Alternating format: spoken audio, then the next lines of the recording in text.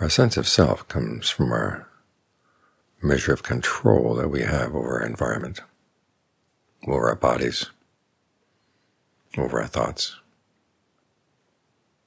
Your sense of you meditating right here comes at least from the fact that you know you can focus here or you could focus someplace else. You have the choice, and you're choosing to stay here. And you can change the way you breathe. You can change the perceptions you have around the breath and how you're relating to the body. Whatever sense of you have right now comes from control. We exert this control to find happiness. And it's in this way we develop the three main roles of our sense of self. There's the self as the producer that has the ability to exert control. There's the self as the consumer, the part that's going to benefit from the control. And then there's the reflective self that watches the other two to see how well the producer is producing and whether the consumer is satisfied and where improvements might be made. This is where your sense of self begins to develop more in the abstract, as you think more in the long term. Most common animals are confined to the first two, but they do have a sense of self. I remember reading a Zen teacher one time saying that animals don't suffer because they have no sense of self, but you look at animals and they're suffering a lot. And even though they may not have an articulated sense of self, they do have a sense that they want to control their environment, and they're very upset when they can't.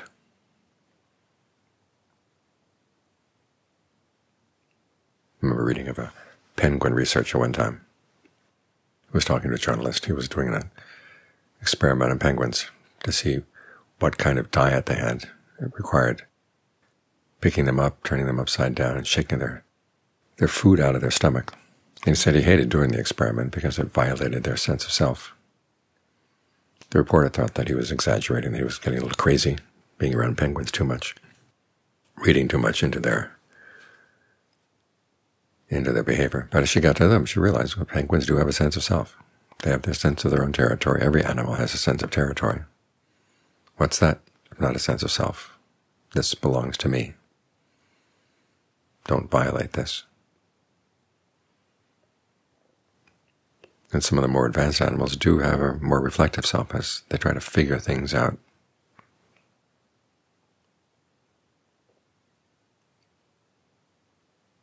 So the sense of self is everywhere in beings. As the Buddha pointed out, it's made out of five things, the five aggregates: form, feeling, perceptions, fabrications, consciousness. Your sense of self as the producer, for instance, lays claim to the body to do the actions that need to be done. Notice how much pain is involved in doing whatever needs to be done. This is the self as a reflector is going to take note of this. It has to employ perceptions and thought fabrications in order to figure things out, and it is aware of what's going on.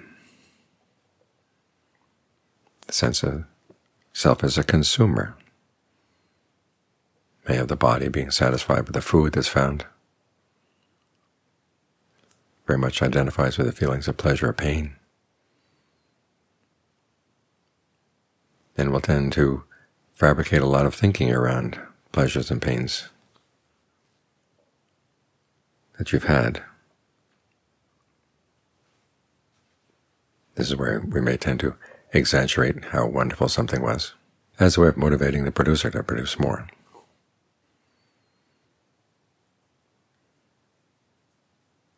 And of course is aware. The reflective self may not identify so much with the body, but does employ a lot of thinking, perceiving, consciousness. As it figures out, is the producer doing well? Could it do better?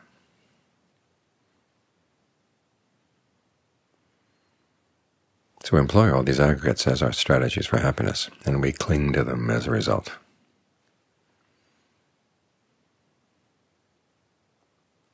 And because they're strategies for happiness, abstract arguments that say there is no self really have no force against them. Even the people who say that you're just the body, there is no self in there, they're saying right there, okay, you are your body, you're going to identify with the body. And of course they employ the aggregates in just the same way as everybody else to find happiness on a day-to-day basis. So even those who say from the abstract there is no self, that makes no sense, that's illogical, they end up going back and acting, using the self as a strategy, various senses of self as strategy. The only way we'd be willing to let go of these strategies is if someone could convince us that there's a better way to find happiness. That's precisely what the Buddha does.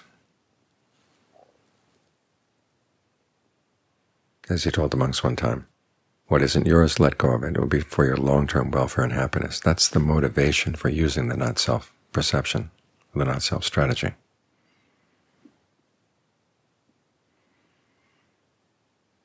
The Four Noble Truths are basically an explanation as to why you might want to let go of your sense of self. As the Buddha defines suffering, suffering is clinging. And clinging to a particular idea of self is one of the forms of suffering. It goes against the grain. But depending on how reflective your reflective self has been, you'll be more or less inclined to listen to his arguments. This is one of the reasons why he gives the graduated discourse, to point out that even the best forms of happiness that can be found as you practice generosity, virtue, thinking of long-term happiness, and being in a position where you can gain long-term happiness for yourself, will have their drawbacks. Their degradation, he says. And when your reflective self agrees, that's when you're ready for the Four Noble Truths. And that teaching that goes against the grain, that clinging to a sense of self, is suffering. In the case of the five brethren, he taught them right view, made no mention of self, and got them to an experience of the Dhamma, where they actually saw the deathless, from accepting his teaching on right view. So they could see, yes, by letting go of the clinging, letting go of the craving, you do find a happiness that's a lot better than anything else you've had before. It was then that he taught them not self. Some people will say that when you gain stream entry, gain the Dhamma, that's when you see there is no self. But if that were the case, he wouldn't have had to teach them not self afterwards. He taught them not self afterwards because they needed to have right view, the teaching on not self, to make sense, and to have some strength against our deep-seated assumptions that it's through clinging to an idea of self that we're going to be able to find happiness. In their case, he had showed them no. It's by letting go that you can find the deathless, and the deathless is much better than anything else you can attain. That's when they're willing to look back, see whatever lingering sense of self they had around the aggregates was really not worth holding on to. They had let go of the idea that I am this, but they still had a lingering I am,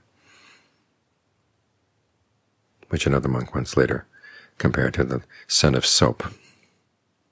You've washed the clothes, the dirt is gone from the clothes, but there's still a lingering scent of soap in the cloth. So that's what had to be taken care of in that case.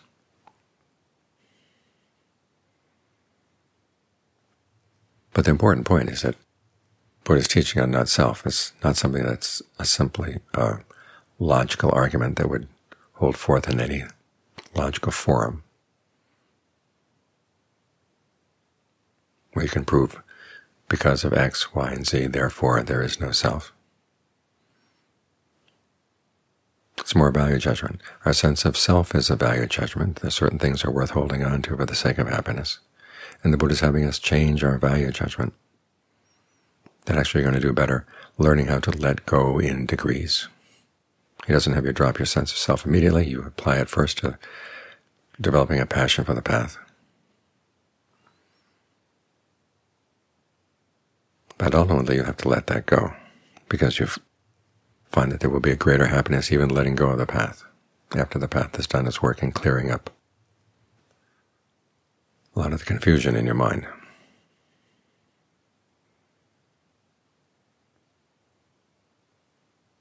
So it's only if you're willing to take the Buddha at his word that, yes, there is a better form of happiness that can be found by letting go, that suffering is clinging. It is caused by craving. It's not caused by things outside. It's not caused by your inability to find control over other people that you should try to control, which is the way most people approach it. You're suffering because so-and-so is out of your control, but you're going to do what you can to get them into your control.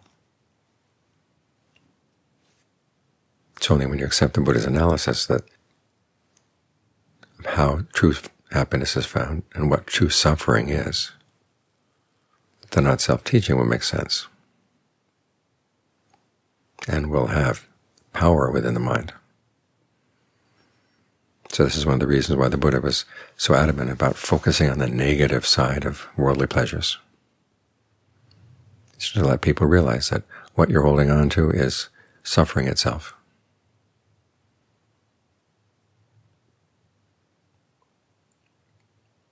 He's saying this not because he simply wants to badmouth their pleasures, badmouth your pleasures. It's because he's got something better. He's saying negative things, but he has a positive purpose. There really is a true happiness, a happiness that doesn't change, a happiness that harms nobody. That's to be found by comprehending your clinging, abandoning your craving.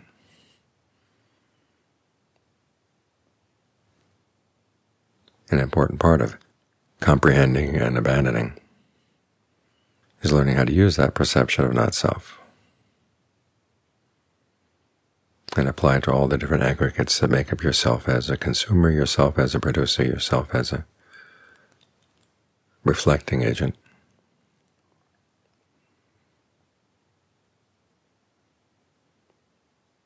And so you take these teachings as a strategy, realizing that your sense of self was a strategy, but with not-self is going to be a better strategy.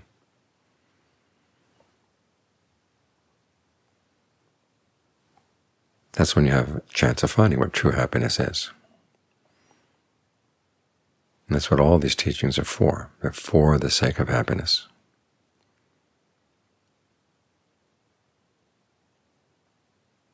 It's when you understand how not-self relates to true happiness.